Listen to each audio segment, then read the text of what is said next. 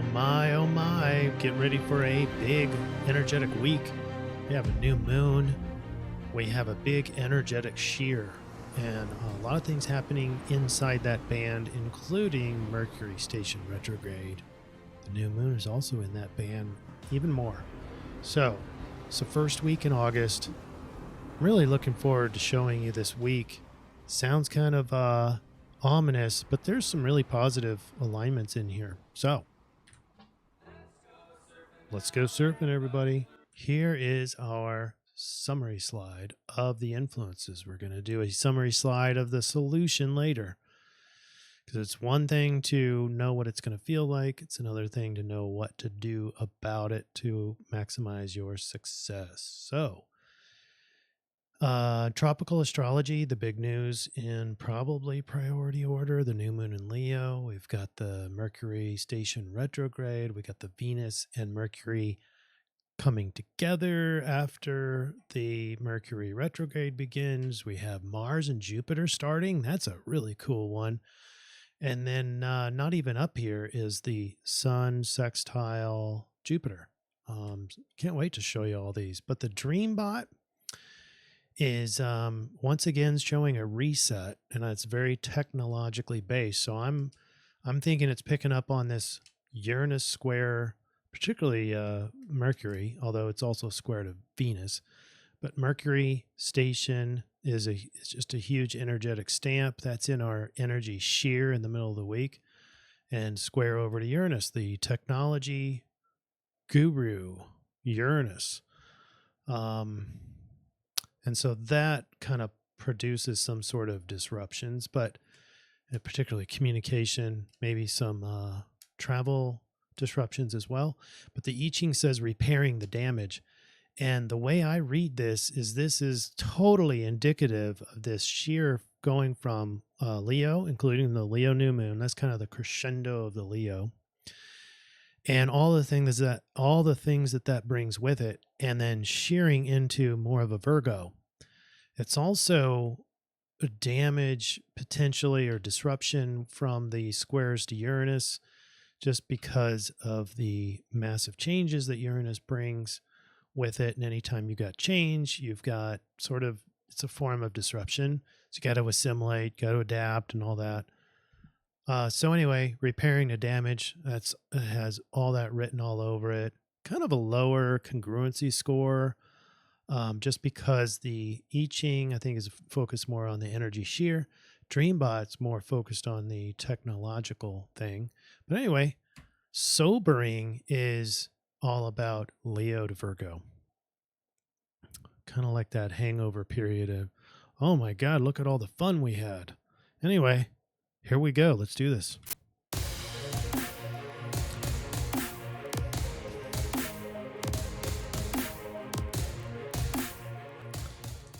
And a big shout out to Ravi that returns to the #1 position in the Best Comment Award. Shout out to Ravi. A reset is merely a new beginning and a closing of the door to the old. Let's go. I am loving this energy. Are you still loving it, Ravi? We have still in the Dreambot, I'm going to show you that now. Reset. There it is. Reset still #1. Now, I did go back and I went into the data, into the Dreambot, and I have verified that these are real. These look very similar to the last one. There are a lot of these words have changed, but the word reset is still way at the top. And look at these search scores just happen to be exactly the same. And I can't make heads or tails of it. I mean, the data looks pure. There doesn't look like there's any errors there. They just happen to, and they don't even have the same number of hits on these words.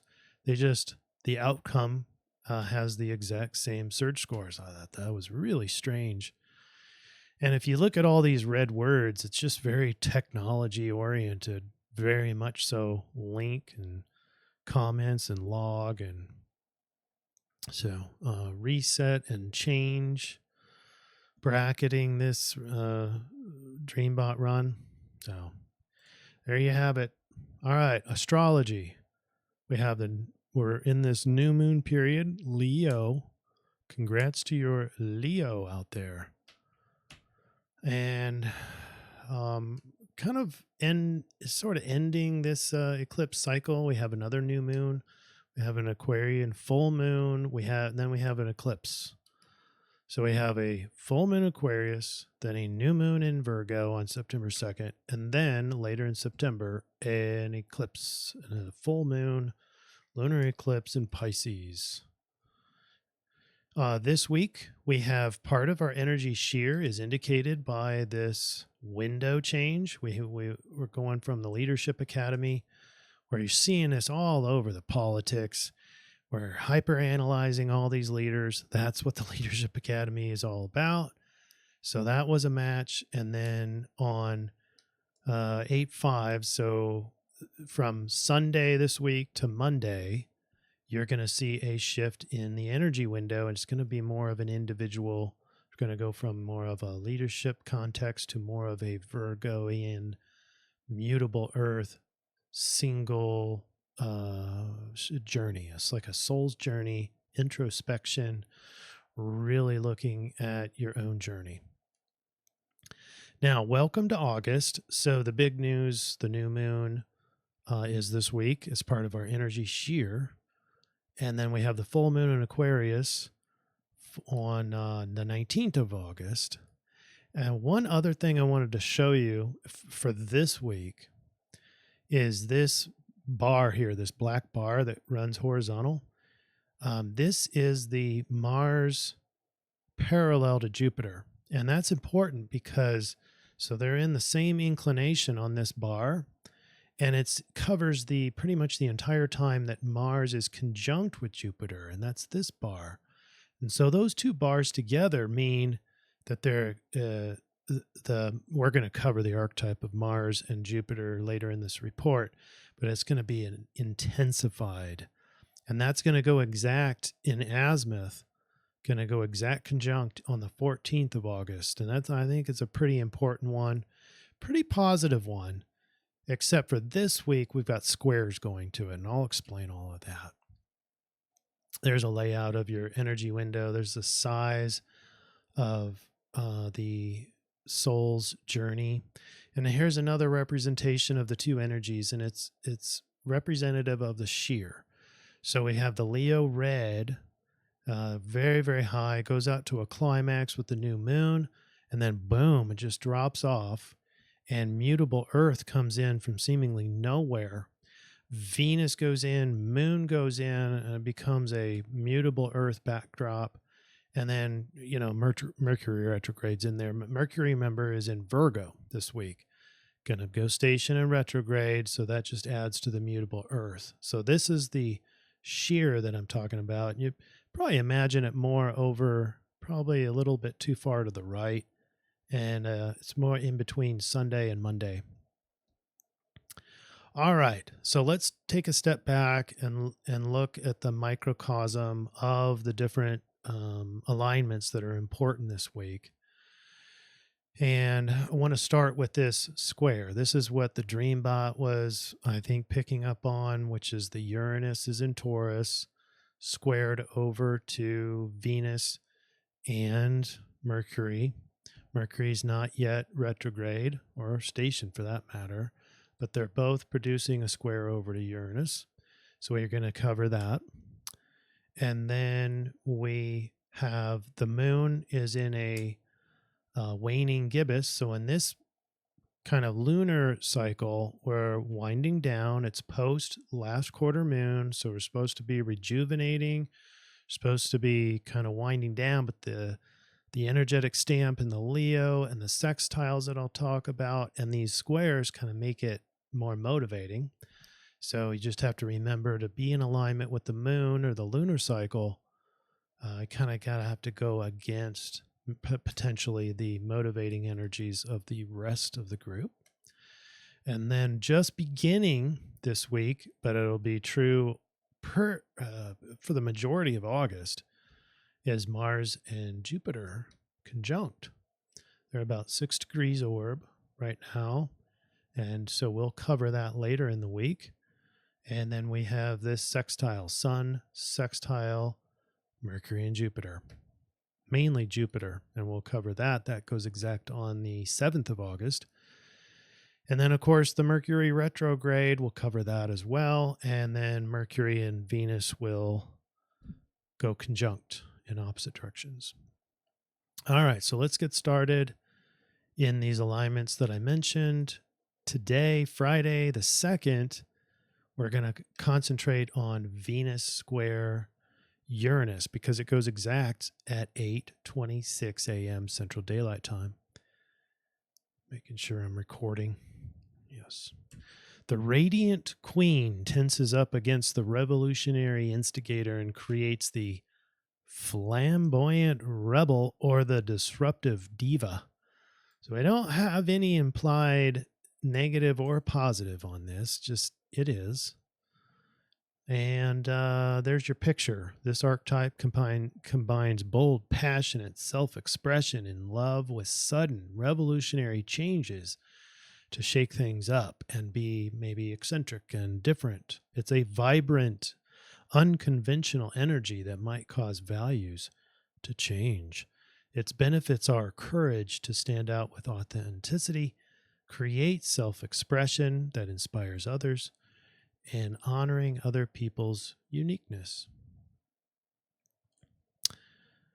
To navigate this archetype, it's best to embrace your unique sparkle, but temper it with maybe a little bit of humility. Channel your innovative spirit into constructive changes that benefit both yourself and others. On Saturday, just because we have so many more things to talk about, we're just going to note that the moon in its phase is in its last terminal phase before the new moon. So we're still technically in that waning crescent period. I think I said gibbous before. We're in a waning crescent until the new moon. And so here you go. Sunday the 4th, we're at the new moon. That is moon and sun conjunct and in Leo. Venus, she's not conjunct with the new moon, but she is just about ready to tip out of Leo and enter into Virgo. We have the part of fortune that, at least in my time zone, is conjunct with the new moon. So that's special. It means it's right on the ascendant. The new moon is ascending at this time, at least in this, again, time zone. That'll be different for all of you depending on where you are. There's this massive sextile as well that I mentioned before. So we have the square from the Venus and Mercury over to Uranus. And we have in the new moon the sextile over to this really positive influence that we'll cover later in the archetype, Jupiter and Mars. But putting all this together, we get the Radiant Leaders Renaissance. This energy is like a radiant leader undergoing a personal renaissance. And it is really correlated with the next energy window, but accidentally. It represents a rebirth of creative energy, self-confidence, and the drive to authentically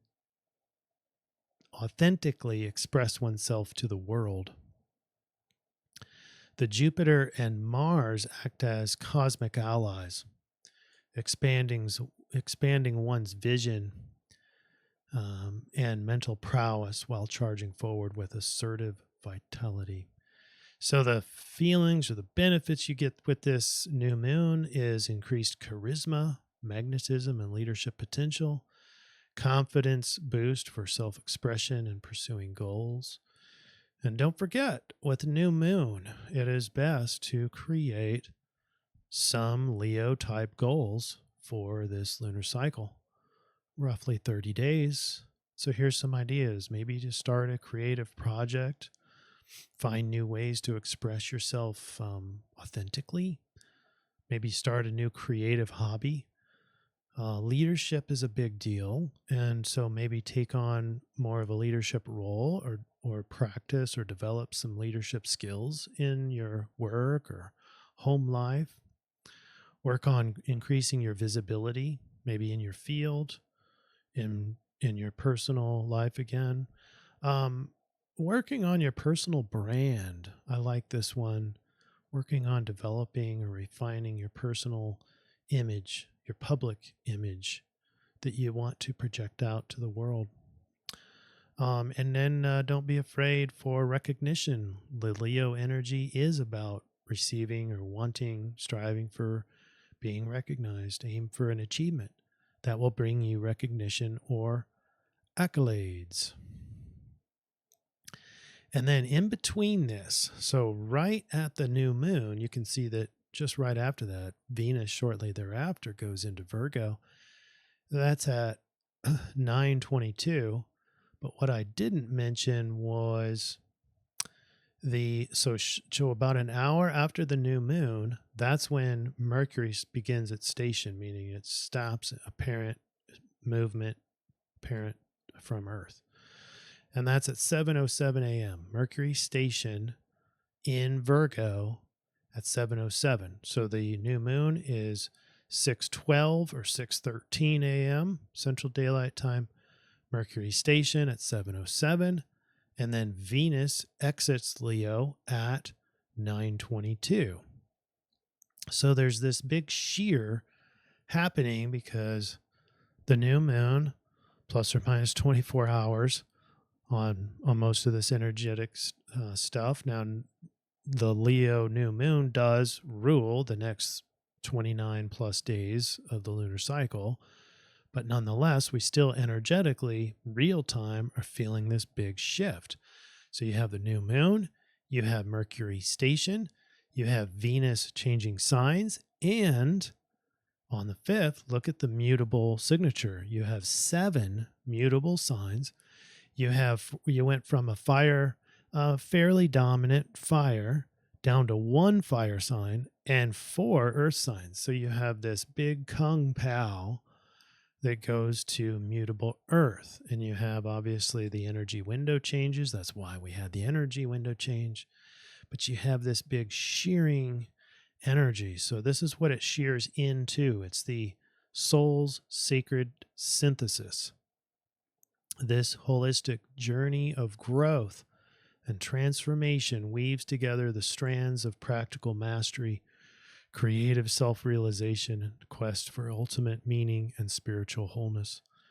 The soul's sacred synthesis seeks to purify and integrate all aspects of self in the service of a higher calling. Oops. All right, bring that back down. And with this energy, and this includes the moon that's now in Virgo, Venus is in Virgo, Mercury is just starting to eke in retrograde, but largely in a station. We also have the sextile between Sun and Jupiter. And of course, we have the square that we've been talking about with Uranus. And so it might feel increased self-awareness, self-mastery, practical skills development. Might have the opportunities for profound personal growth, self-reinvention, and spiritual evolution. But there might be a tendency towards perfectionism, maybe self-criticism, might have some analysis paralysis and an inability to choose because there's so maybe a perfectionistic flair to your decision making, and maybe a difficulty with surrendering or letting go on things that you need to. And also don't forget this inconjunct down to Pluto, which brings in an element of control, power, and the need for it, and also adjusting to it. So, as you know, Mercury in the last we talked about was station. So Mercury is going to go retrograde at 4:30 p.m. Central Daylight Time on the 5th. And then you can see how Mercury and Venus will end up in a perfect conjunction going in the opposite directions. All right, so now it's time. I mean, we've been talking about it, but the Jupiter in Gemini, the Mars conjunct Jupiter. And why it's so important, particularly on today, Tuesday the 6th, is because it's like a focal point. If you see all these squares to it, it's like this pressure to get this archetype. And the archetype is the brilliant maverick.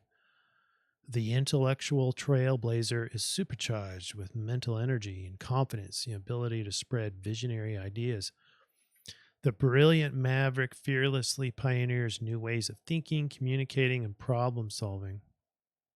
So I like that just these two planets coming together in Gemini bring a joyful, enthusiastic, energetic mental state. But the squares bring a pressure to have that. So it's not just purely joyful. It's the pressure to have joy. So it's a little bit different. The disadvantages of this alignment might be that might feel a little bit like a know-it-all, or more people might express that. Impatience and skipping important details, cutting corners. But I also want to remind you that it's intensified with the parallel, Mars parallel Jupiter. Same inclination. And finally, on Wednesday the 7th, we have the Sun sextile Jupiter goes exact. So Sun sextile Jupiter. And this is the journey to jovial greatness. This combination of energies represents an epic, revolutionary quest to actualize one's full potential, to leave a lasting legacy of light and laughter, and to align one's personal will with the larger will of the divine, like a mythic hero setting out to a grand adventure, armed with both innocence of a child and the hard-earned wisdom of an elder. The seeker is on a path they must navigate, and the tests and the trials of the ego and the shadows and temptations of power. Then we also have, because we talked about it, Venus and Mercury. There it is, exactly conjunct in opposite directions at 10:12 p.m. Central Daylight Time. And it's, unfortunately, Mercury is in a fall, and Venus is in a fall, and Mercury is in a retrograde. So they're both kind of like drunks, two drunks in an ominous shadow rising within that can create the hypocritical hypochondriac, the overly perfectionistic mind. And it helps to add the soul's sacred journey once they can see their critiques are of themselves and not of the world at large. And deep learning ensues. All right, ready for the I-Ching. It says the 18 with a change line at 4 means repairing the damage. It's line 4 says sloppiness is beginning to show itself, as you may be too weak right now to take much effective action. What is spoiling might decay further unless you begin to turn things around. It is time to gather your resources and prepare for remedial action. What this feels like is frustration and feeling tired. That's also correlated with the moon phase, by the way, at least a bit at the beginning of the week. Might feel slightly hopeful, but cautious. And the hope in there are those positive aspects we talked about. Might feel impatient. Those are the Gemini planets. Mentally alert. Again, Gemini planets. Conflicted. There's the squares. So it's all in there. So let's conclude. All right. And here we go. We have the energy shear from Leo to Virgo. The biggest influence this week, the biggest influence news this week is probably going to be the significant energy shear happening shortly after the new moon in Leo. The first half of the week is showy, dominating, charismatic, etc., leadership-oriented. The flamboyant rebel or the disruptive diva energy crescendos into the bombastic Leo new moon. But then the earth shakes when Venus and moon vacate fire and create the new background signature. This sets us up for the individual's hero journey in the upcoming weeks. All right, there is the influence. Let's go to the solution now. Put the change line in, you get hexagram 50, the cauldron. The cauldron symbolizes nourishment and rejuvenation. Boy, that sounds just like the, it sounds like Cancer, but also, and that waning crescent moon was in Cancer, I believe. A fresh approach to old habits is indicated. And so we're looking for solution-oriented comments. So be nurturing, be attentive to hierarchy, be resourceful, focus on personal growth, practice spirituality. All right, the conversion, the biggest energy is the new moon. And so we find that in the tropical, converted into sidereal. It's going to be sidereal Cancer. And we're going to have hexagram 33 of the Rave Mandala.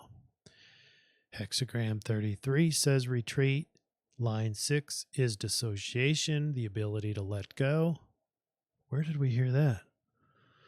The will to concentrate on revitalization and not be handicapped by persistent recriminalizations. The ability to let go in retreat to enjoy privacy. This sounds like the shift into the new energy window of Virgo, in my opinion.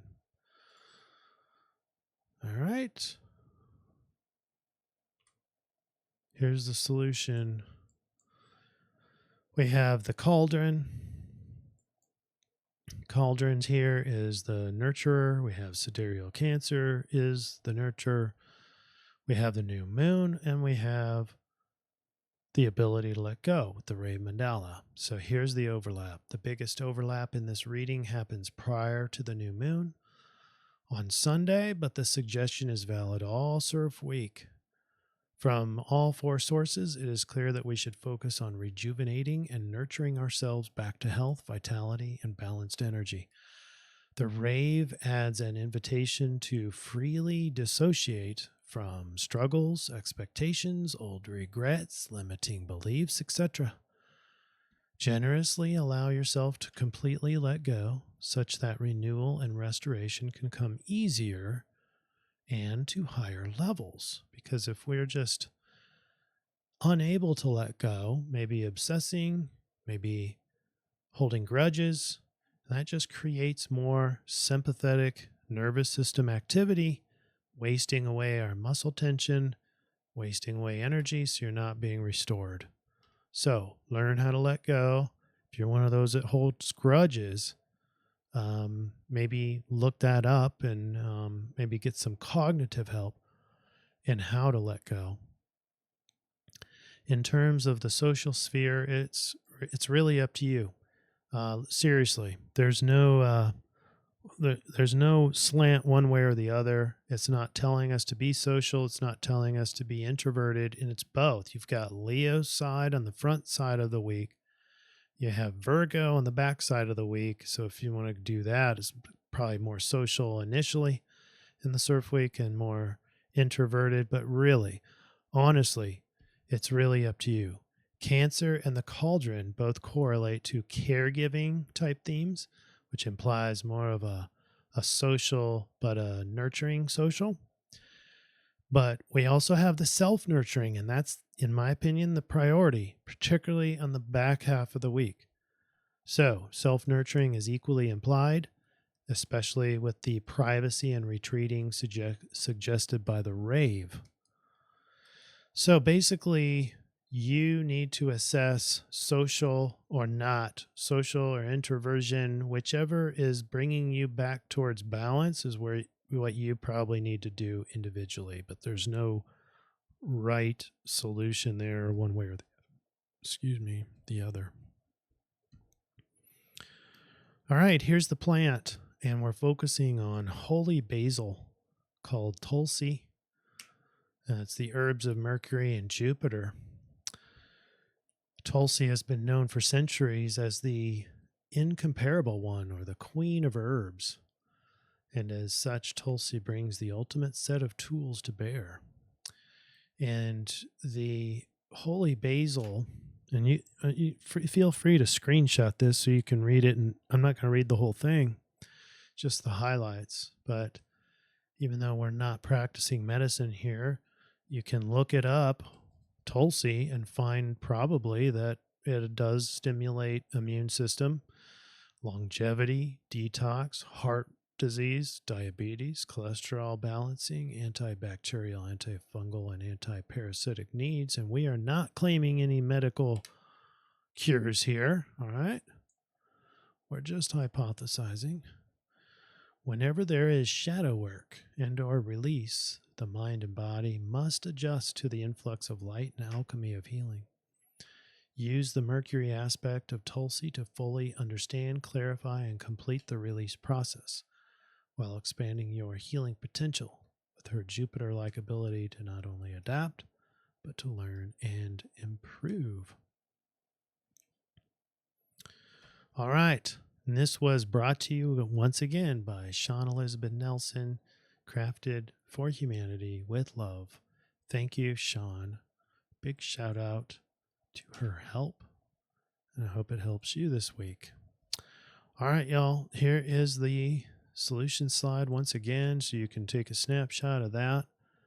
And be well, everybody. We've got all sorts of drama happening in our world, and hoping that things start to turn for the better. All right. Take care. Namaste. Love and light.